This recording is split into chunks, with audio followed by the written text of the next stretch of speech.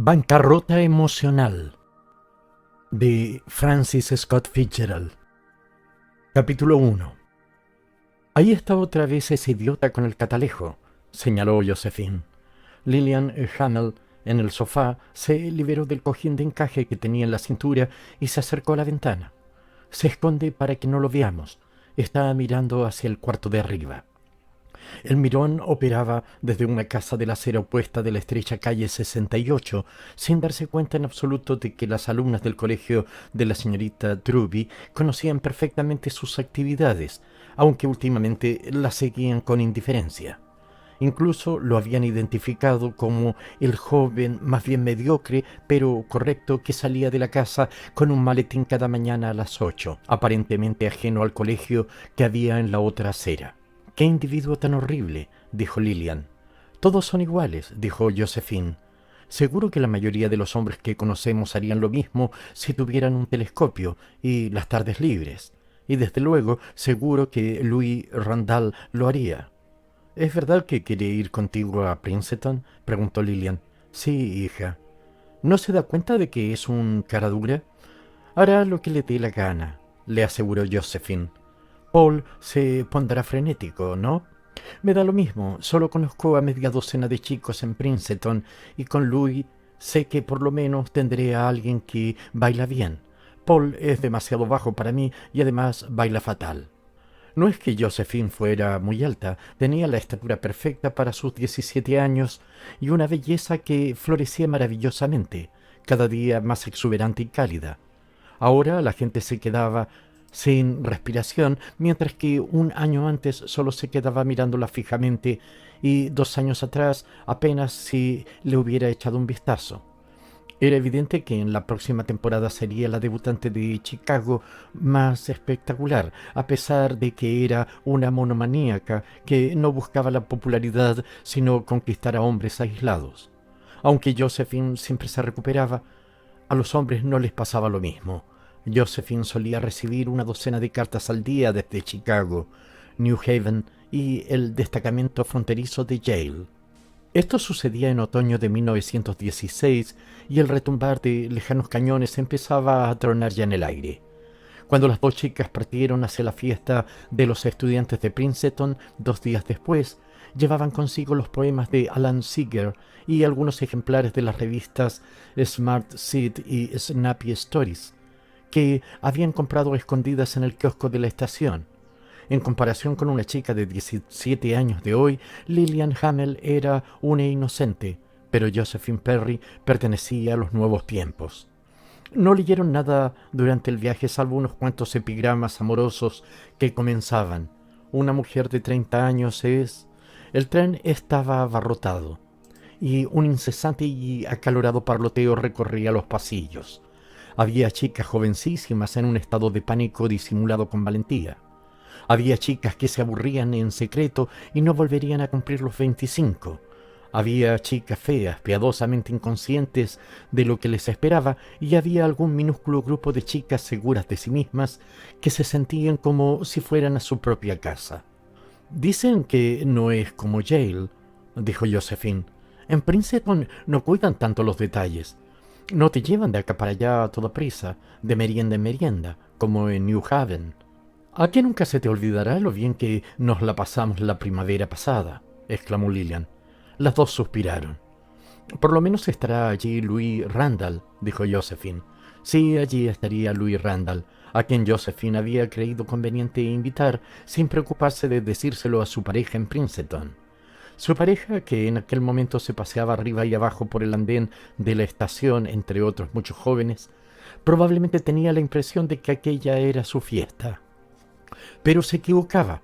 Era la fiesta de Josephine. Incluso Lillian iría con otro estudiante de Princeton llamado Martin Moon, que Josephine había tenido la amabilidad de proporcionarle. «Por favor, invítala», le había escrito. «Si lo haces podremos pasar juntos mucho tiempo, porque a mi pareja no le intereso demasiado, así que no le importará». Pero a Paul Dempster le importaba. Le importaba mucho, tanto que cuando el tren entró resoplando y echando humo en la estación, se tragó medio litro de aire, una manera suave de perder el sentido. Llevaba un año adorando a Josephine, aunque el interés de Josephine había disminuido hacía mucho tiempo, y había perdido la capacidad de juzgarla objetivamente. Josephine se había convertido en una proyección de sus propios sueños, una radiante y nebulosa masa de luz. Pero Josephine vio a Paul con absoluta claridad cuando se apearon del tren. Se echó en sus brazos inmediatamente, como si quisiera acabar pronto y tener libre el terreno para acciones más importantes. ¡Qué emoción! ¡Qué emoción! Eres un encanto. Mira que haberme invitado. Palabras inmemoriales que 15 años después siguen siendo útiles. Lo cogió del brazo acurrucándose, acomodándose con una serie de pequeños reajustes, como si quisiera encontrar la postura perfecta porque se iba a quedar allí para siempre. «Seguro que no te alegras de verme», murmuró. «Seguro que te has olvidado de mí. Sé cómo eres».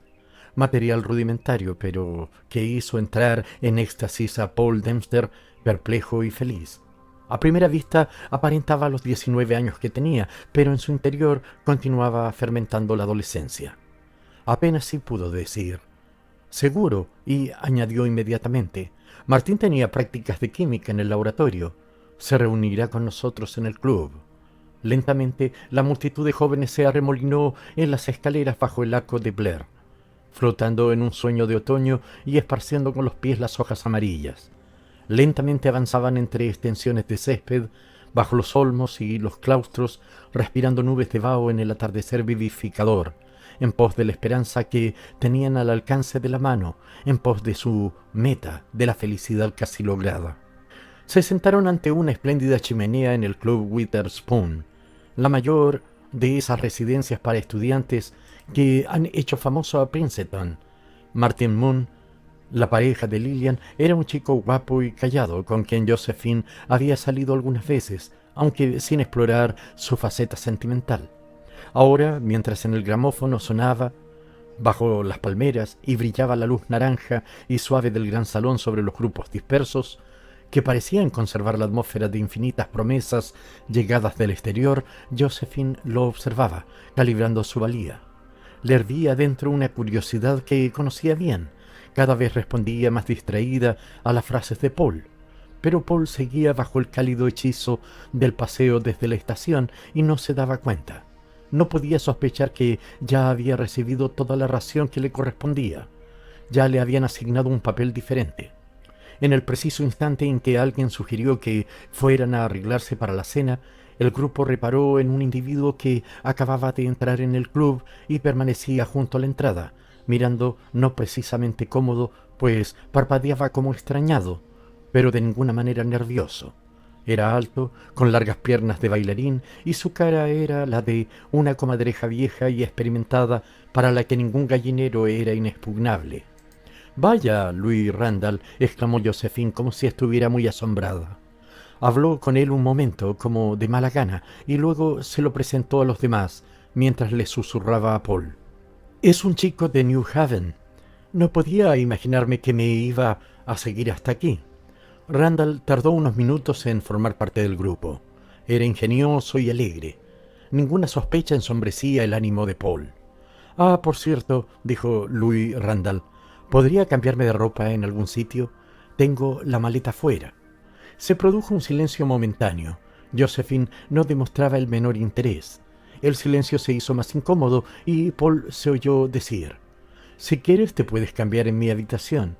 «No quiero molestarte. Nada de eso». Josephine miró a Paul levantando las cejas, declinando toda responsabilidad en el atrevimiento de aquel individuo. Entonces Randall dijo: «¿Vives cerca de aquí?» «Muy cerca. Es que tengo un taxi en la puerta y te podría llevar si quieres cambiarte, y así podrías enseñarme dónde es. No quiero molestarte». La repetición de esta ambigua frase sugería que en caso de que no lo acompañara, Paul podría encontrarse sus pertenencias en la calle. Se levantó de mala gana. No oyó como Josephine le susurraba a Martin Moon: «No te vayas todavía, por favor». Pero Lillian sí la oyó, sin que le importara en absoluto. Sus asuntos amorosos nunca chocaban con los de Josephine y por eso eran íntimas amigas desde hacía mucho tiempo. Cuando Louis Randall y su involuntario anfitrión se fueron, Lillian se disculpó y subió a cambiarse. Me gustaría ver las instalaciones del club, sugirió Josephine. Sentía que la emoción de otras veces empezaba a correrle por las venas. Sentía que las mejillas se le encendían como una estufa eléctrica. Estos son los comedores privados, le explicaba Martín mientras daban una vuelta por el edificio. Esta es la sala de billar. Las pistas de squash, la biblioteca imita no sé qué biblioteca de un monasterio cisterciense que hay en la India o no sé dónde. Abrió la puerta y se asomó. Es el despacho del presidente, pero no sé dónde está la luz. Josephine entró en el despacho soltando una risilla. Se está muy bien aquí, dijo. No se ve nada. Ay, he tropezado con algo. Ven a salvarme. Cuando salieron minutos después, Martín se alisaba el pelo apresuradamente. Eres preciosa, dijo. Josephine hizo un ruidillo extraño. ¿Qué pasa?, preguntó Martín. ¿Por qué pones esa cara? Josephine no respondió. ¿He hecho algo malo? ¿Estás enfadada? Parece como si hubieras visto un fantasma. No has hecho nada, contestó Josephine y añadió con esfuerzo. Has sido muy, muy dulce. Se estremeció. ¿Puedes acompañarme a mi habitación? Qué raro, pensaba, con lo guapo que es, y no he sentido nada en absoluto al besarlo. Por primera vez en mi vida, incluso con hombres que no me interesaban, no he sentido nada. A lo mejor me aburría después, pero en el momento siempre sentía algo. Aquella experiencia la había deprimido de una manera inexplicable. Solo era su segundo baile en la universidad, pero jamás había disfrutado tan poco antes o después de una fiesta. Nunca la habían asediado con tanto entusiasmo, pero le parecía flotar permanentemente en una burbuja de sueño aislada. Los hombres no eran hombres aquella noche, sino muñecos, hombres de Princeton, hombres de New Haven, hombres nuevos, pretendientes viejos, todos eran tan irreales como maniquíes. Se preguntó si su cara tenía esa expresión bovina que tantas veces había descubierto en las caras de las chicas estúpidas y apáticas. Es mi estado de ánimo, se dijo, solo estoy cansada. Pero al día siguiente, durante un animado y bullicioso almuerzo, se encontró más decaída que la docena de chicas que lánguidamente alardeaban de no haberse acostado en toda la noche. Después del partido de fútbol, Paul Dempster la acompañó a la estación. Josephine, arrepentida, se esforzaba en dedicarle el final del fin de semana, como le había dedicado el principio. Pero, ¿por qué no venís al teatro con nosotros esta noche?, suplicaba Paul. Ya te lo daba a entender en mi carta. Pensábamos llevaros a Nueva York para ir juntos al teatro. Porque, explicó Josephine con paciencia, Lillian y yo tenemos que estar en el colegio a las 8. Con esa única condición nos dieron permiso para venir.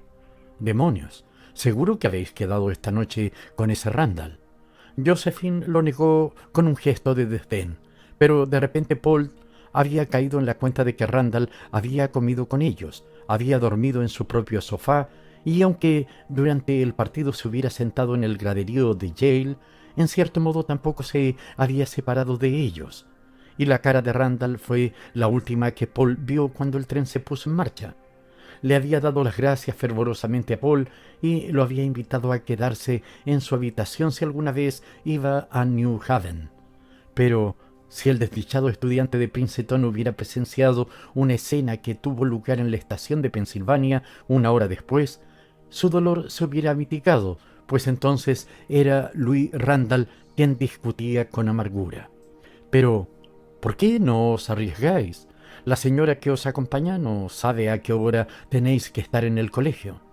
Nosotras sí. Cuando por fin aceptó lo inevitable y se fue, Josephine suspiró y le dijo a Lillian: ¿Dónde hemos quedado con Wally y Joe? ¿En el Ritz? Sí, y será mejor que nos demos prisa, dijo Lillian. El Follies empieza a las 9. Capítulo 2. Había sido así durante casi un año.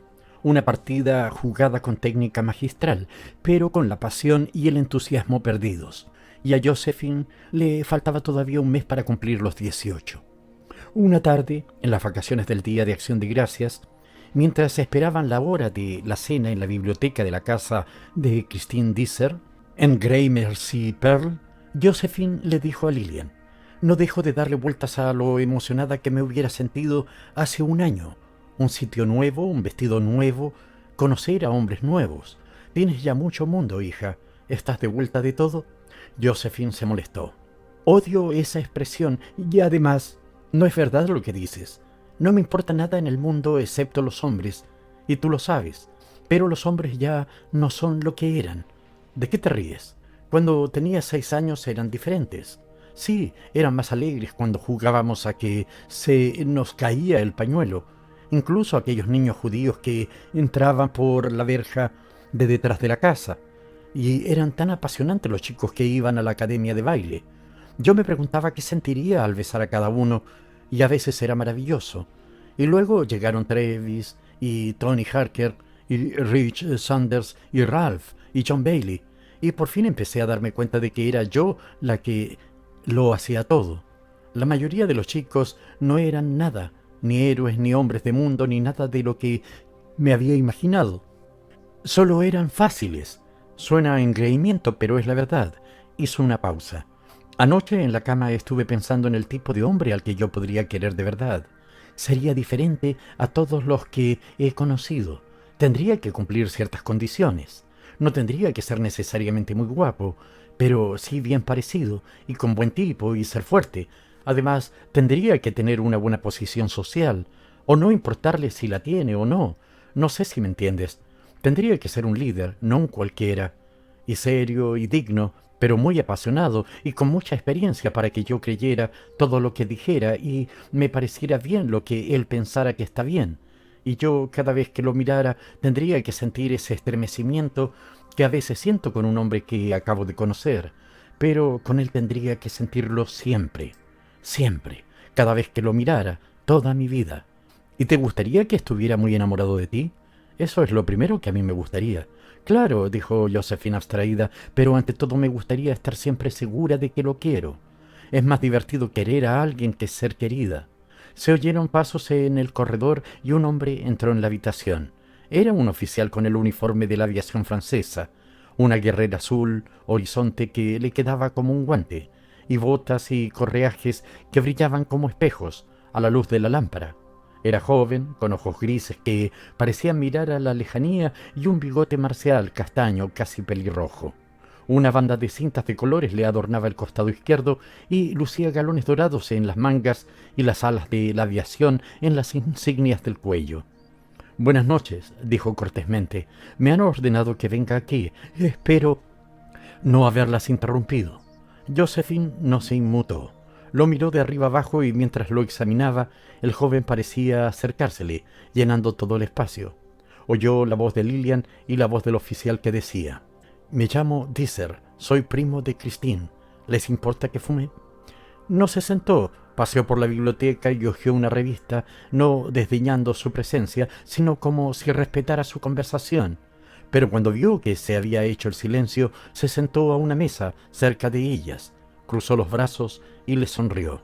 «¿Está en el ejército francés?», aventuró Lillian. «Sí, acabo de volver y me alegro mucho de estar aquí». No parecía alegrarse, advirtió Josephine. Parecía estar deseando irse, pero no tener un sitio a donde ir. Por primera vez en su vida no se sentía segura de sí misma. No tenía absolutamente nada que decir. Confiaba en que no se le notara en la cara el vacío que había sentido desde que súbitamente su alma se había abierto ante la bella imagen del aviador.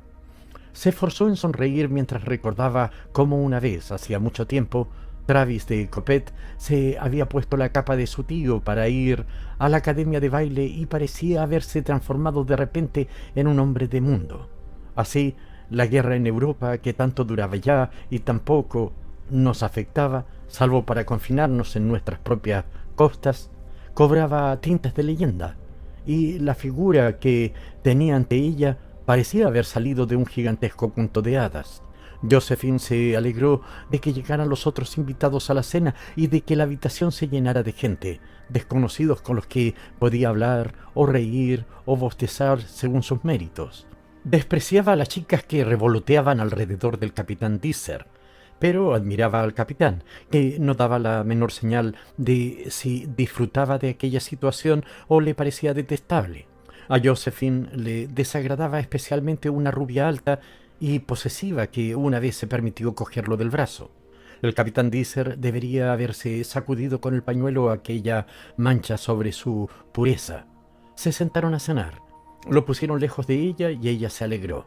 Lo único que veía de él era su puño azul en la otra punta de la mesa, cuando quería coger el vaso, pero tenía la sensación de que estaban solo los dos, y no importaba que él no lo supiera. El hombre que se sentaba a su lado le facilitó la información superflua de que era un héroe. Es primo de Christine. Se educó en Francia y se alistó al comienzo de la guerra. Su avión fue derribado tras las líneas alemanas y se fugó saltando de un tren en marcha. Los periódicos hablaron mucho de eso. Creo que ha venido para colaborar en tareas de propaganda. Y es un gran jinete. Le cae bien a todo el mundo. Después de la cena se sentó en silencio mientras dos hombres charlaban a su lado. Deseaba con toda su alma que él se le acercara. Ella sería amable y evitaría cualquier signo de curiosidad o sensiblería sobre las experiencias de la guerra. Evitaría todas las cosas que debían de haberlo aburrido e incomodado desde que había vuelto a su patria. Josephine oía lo que le estaban diciendo. Capitán Deezer, los alemanes crucifican a los soldados canadienses que caen prisioneros. ¿Cuánto tiempo cree que la guerra detrás de las líneas enemigas? ¿Tuvo usted miedo?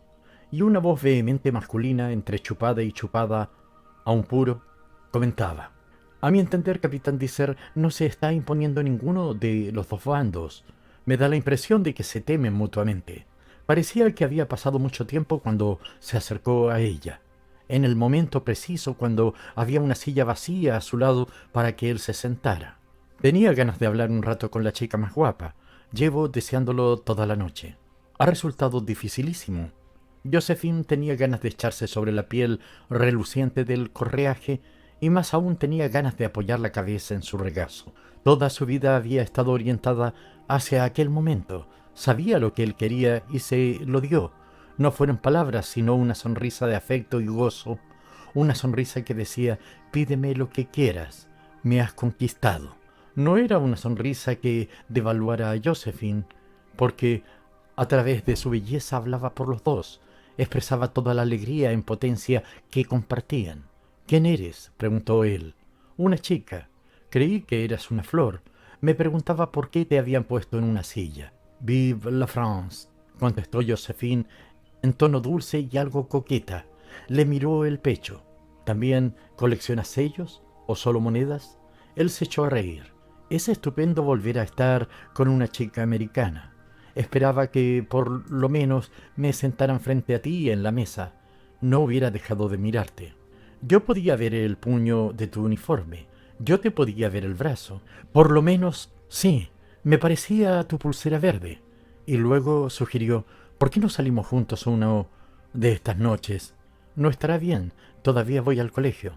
Bueno, alguna tarde entonces. Me gustaría ir a alguna fiesta y oír las nuevas canciones de moda. Lo más moderno que conozco es Esperando a Robert Lee. Mi niñera me la cantaba para dormirme. ¿Cuándo podrías? Me temo que tendrás que organizar una fiesta o algo así. Tu tía, la señora Deezer, es muy estricta. Se me había olvidado, asintió. ¿Cuántos años tienes? 18, dijo, adelantándose un mes. Y en este punto los interrumpieron y terminó la noche para Josephine. Los otros jóvenes en smoking parecían de luto al lado del estandarte de su uniforme. Algunos la atosigaron, pero Josephine se había sumergido en una ensoñación azul horizonte y quería estar sola. Por fin ha llegado, le murmuraba algo en un instante. Durante el resto de la noche, durante todo el día siguiente, Josephine se movió en una especie de trance. Faltaba un día más para volver a verlo. 48 horas. 30. Aquella expresión de vuelta de todo le daba risa. Jamás había sentido semejante emoción, tanta expectación. El día bienaventurado fue una nebulosa de música mágica y habitaciones invernales débilmente iluminadas, de automóviles donde le temblaba la rodilla contra el lazo de los cordones de la alta bota militar. Las miradas que los seguían mientras bailaban la hacían sentirse orgullosa. Se sentía orgullosa de él hasta cuando bailaba con otra. Quizá piense que soy demasiado joven, pensaba angustiada. Por eso no me dirá nada. Si lo hiciera, dejaría el colegio. me fugaría con él esta noche. Al día siguiente volvieron a empezar las clases y Josephine escribió a casa: «Querida mamá, ¿podría pasar parte de las vacaciones en Nueva York? Christine Disser quiere que pase una semana en su casa, así que aún me sobrarían 10 días para pasarlos en Chicago. Uno de los motivos es que representan en el Metropolitan el Anillo de los Nibelungos de Wagner, y si vuelvo a casa en cuanto me den las vacaciones, solo podré ver el oro del Rin. Y además no me han terminado todavía 2 trajes de noche». La respuesta llegó a vuelta de correo, porque en primer lugar tu 18º cumpleaños cae en esas fechas, y tu padre se sentiría muy triste, porque sería el primer cumpleaños que no pasarías con nosotros, y en segundo lugar no conozco a los Disser, y en tercer lugar he preparado una fiesta en tu honor y necesito que me ayudes, y por último no creo que sean verdad los motivos que me dices. Durante la semana de Navidad la Gran Ópera de Chicago representará. Entretanto, el capitán Edward Disser había mandado flores y varias cartitas ceremoniosas que a Josephine le sonaban a traducciones del francés. Josephine se sentía cohibida al contestarlas, así que lo hacía en argot, la educación francesa del capitán Disser y los años de guerra, mientras América corría vertiginosamente hacia la era del jazz. Le hacían parecer, aunque solo tuviese 23 años, de una generación más protocolaria y cortés que la suya. Josephine se preguntaba qué pensaría el capitán de gente tan lánguida y exótica como Travis de Coppet, Bob Chafflet o Louis Randall. 2 días antes de las vacaciones, Edward Disser le escribió preguntándole cuándo salía su tren para el oeste. Ya era algo, y durante 72 horas aquella carta le dio sentido a su vida, incapaz de prestar atención a la multitud de investigaciones de Navidad y cartas desatendidas que se había propuesto contestar antes de volver a Chicago. Pero cuando por fin llegó el día, Lillian le pasó un ejemplar subrayado de Chismes de la Ciudad que, por su aspecto lamentable, parecía haber pasado por las manos de todo el colegio. Se rumorea que cierto elegante papá, que andaba algo irascible por la elección matrimonial de un vástago anterior, contempla con ecuanimidad que la única hija que le queda frecuente la compañía de un joven recién llegado después de sus hazañas en el ejército francés. El capitán Disser no fue a despedirla a la estación, no le mandó flores. Lillian, que quería a Josephine como si fuera parte de sí misma, lloraba en su compartimiento. Josephine la consolaba diciendo: «Pero, querida, escúchame, me da lo mismo. Estando en el colegio no tenía la menor posibilidad, no importa». Pero siguió despierta horas y horas después de que Lillian se durmiera. Capítulo 3. 18 años. Tenía que haber significado muchas cosas. Cuando cumpla los 18 podré. Hasta que una chica no llegue a los 18, verás las cosas de otra manera cuando tengas 18 años. Esto, por lo menos, era verdad. Josephine miraba las invitaciones para las vacaciones como si fueran facturas atrasadas. Las contaba distraída como siempre había hecho. 28 bailes, 19 cenas y obras de teatro, 15 meriendas con baile, una docena de almuerzos, unas cuantas invitaciones variadas, desde un desayuno en honor del coro de Yale hasta una fiesta con trineos en Lake Forest. 78 en total, y con el pequeño baile que ella iba a organizar, 79. 79 promesas de diversión, 79 ofrecimientos de compartir con ella la alegría. Se sentó con paciencia para seleccionar y sopesar las invitaciones, consultándole a su madre los casos dudosos. «Estás un poco pálida y pareces cansada», dijo su madre. «Me estoy consumiendo. Me han dado calabazas. No te durará mucho tiempo. Conozco a mi Josephine. Esta noche, en el cotillón de la Liga Juvenil, conocerás a hombres maravillosos. No, mamá. Mi única esperanza es casarme. Aprenderé a querer a mi marido y a darle hijos y rascarle la espalda. Josephine, conozco a 2 chicas que se casaron por amor y me dijeron que su deber era rascarle la espalda a su marido y mandarle la ropa a la lavandería. Pero asumiré mi deber. Y cuanto antes mejor. Todas las chicas se sienten así alguna vez, dijo su madre alegremente. Antes de casarme tuve 3 o 4 pretendientes y sinceramente todos me gustaban lo mismo.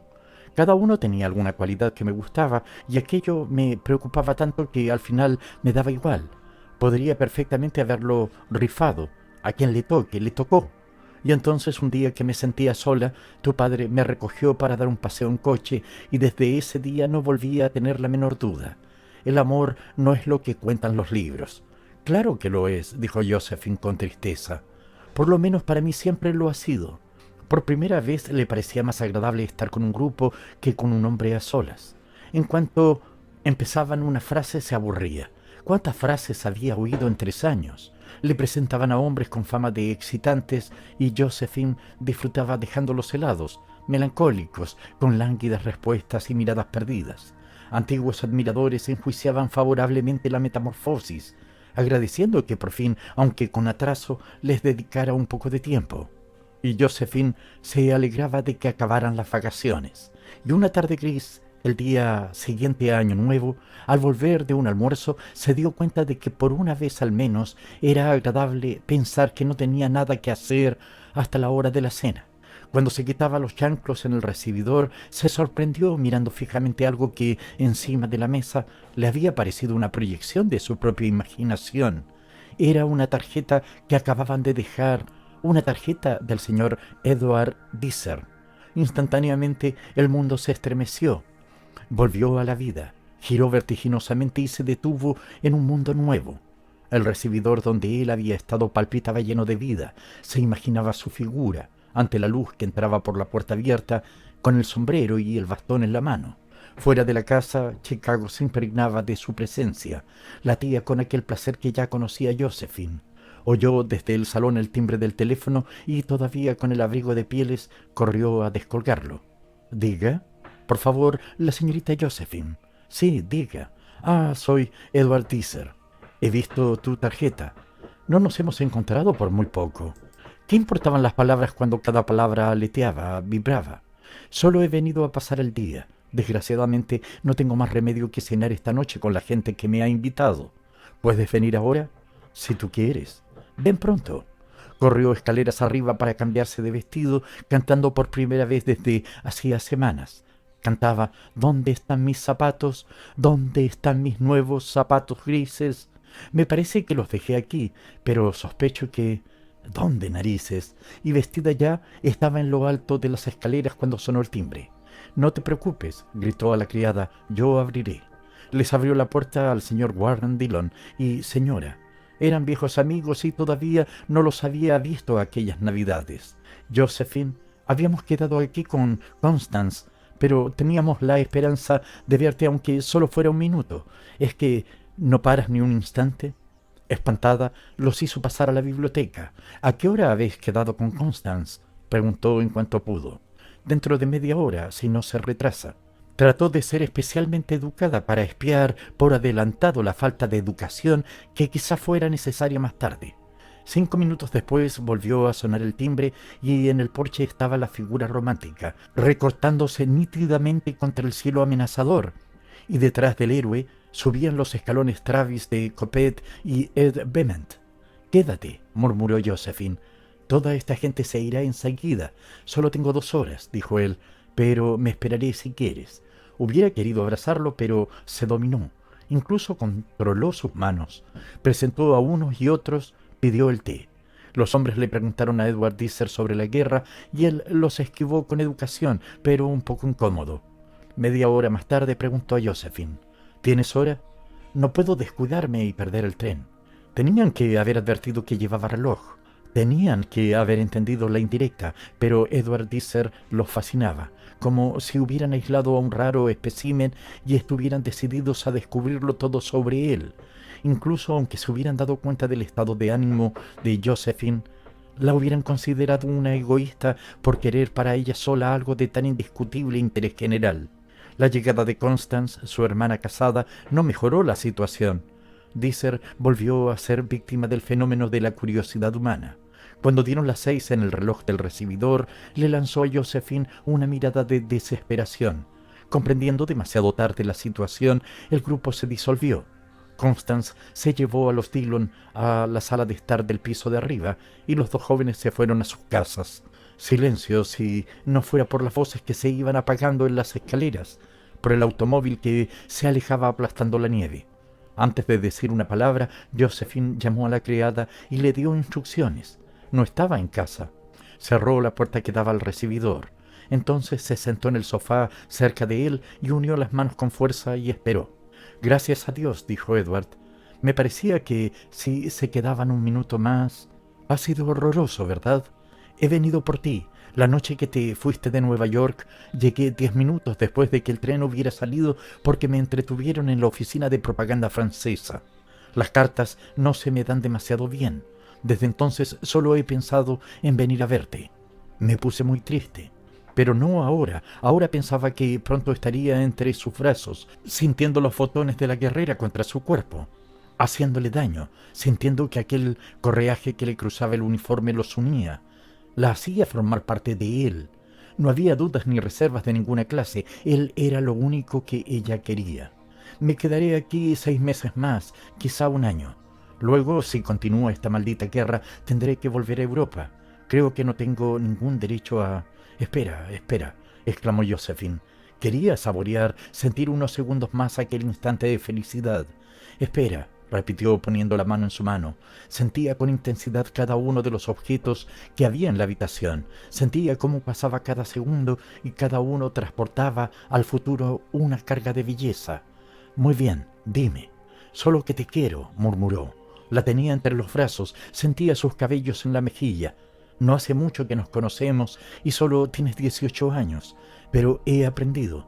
Esperar me da miedo. Josephine, apoyada en su brazo, echó la cabeza hacia atrás para verle la cara. Su cuello se curvó con gracia, pleno y suave, y se inclinó sobre el hombro de Edward, como ella sabía, para que sus labios estuvieran cada vez más cerca de los suyos. Ahora, pensó. Edward emitió una especie de suspiro, casi inaudible, y acercó la cara de Josephine a la suya. Un instante después, Josephine se separó de Edward y se puso derecha. «Querida mía, vida mía». Josephine lo miraba, no dejaba de mirarlo, y delicadamente él la volvió a traer hacia sí y la besó. Esta vez, cuando se incorporó, se levantó y fue al otro extremo del salón, donde abrió una caja de almendras y se metió en la boca unas cuantas. Luego volvió y se sentó a su lado, mirando al frente, lanzándole una rápida mirada. «¿En qué piensas, querida Josephine?» No respondió y él puso sus 2 manos sobre las suyas. «¿Qué sientes, querida?» Mientras él respiraba, Josephine oía el débil roce del correaje de cuero contra su hombro. Sentía cómo la miraban aquellos ojos preciosos, cariñosos, llenos de fuerza. Sentía cómo el orgullo de Edward se alimentaba de gloria, cómo otros se alimentaban de seguridad. Oía un tintineo de espuelas en su voz fuerte, sonora, irresistible. «No siento nada en absoluto». «¿Qué quieres decir?» Estaba sorprendido. «Ayúdame, por favor», exclamó Josephine. «Ayúdame». «No entiendo lo que quieres decir». «Bésame otra vez». La besó. Esta vez no la soltó, la miraba a la cara. «¿Qué quieres decir? ¿Quieres decir que no me quieres?» «No siento nada». «¿Pero me querías?» «No lo sé». La soltó. Josephine fue a sentarse en el otro extremo del salón. «No lo entiendo», dijo Edward un instante después. «Creo que eres perfecto», dijo ella, y le temblaban los labios. «Pero no te estremezco». «Sí, mucho. Esta tarde ha sido un puro estremecimiento». «Entonces, ¿qué pasa, cariño?» «No lo sé. Me han dado ganas de reír cuando me has besado». Le repugnaba decir aquello, pero la obligaba a hablar una franqueza profunda, desesperada. Vio cómo le cambiaba la mirada, se dio cuenta de que se separaba un poco de ella. «Ayúdame», repitió. «¿Cómo puedo ayudarte? Tendrías que ser más clara. Te quiero». Pensaba que a lo mejor tú también me querías, nada más. «Si no te gusto...» «Claro que me gustas. Eres todo lo que siempre había deseado». Su voz continuó en su interior. «Pero ya lo he conseguido todo. Pero sencillamente no me quieres. No puedo darte nada, no siento nada en absoluto». Edward se levantó de pronto. Notaba cómo la apatía inmensa y trágica de Josephine inundaba el salón y le contagiaba aquella indiferencia. Súbitamente muchas cosas se disolvieron y desaparecieron de su corazón. «Adiós». «¿No vas a ayudarme?», murmuró ensimismada. ¿Cómo diablos puedo ayudarte?, contestó con impaciencia. Te soy indiferente. Eso no lo podemos cambiar, ni tú ni yo. Adiós, adiós. Se sentía muy cansada y se echó boca abajo en el sofá. Era terriblemente consciente de que todas las frases hechas son verdad. Nadie puede gastar y poseer a la vez. Había tenido el amor de su vida al alcance de la mano, pero cuando buscó en su cesta vacía no encontró ni una flor que poder ofrecerle, ni una. Se echó a llorar. ¿Qué me he hecho a mí misma?, sollozó. ¿Qué he hecho? ¿Qué he hecho? Fin.